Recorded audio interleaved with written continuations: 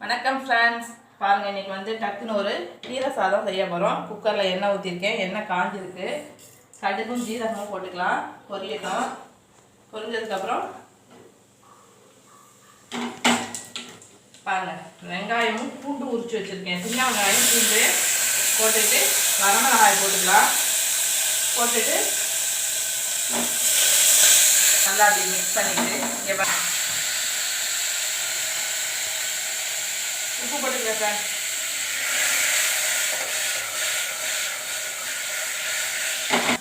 இப்போ கீரை போட்டுக்கிறேன் சார்.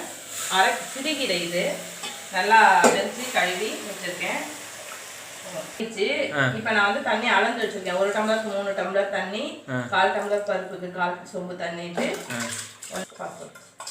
இப்போ குக்கரை மூடிடுறீங்களா? அவ்வளோதான். இப்போ கீரை சாதம் ரெடியா? பாருங்கள் சார்.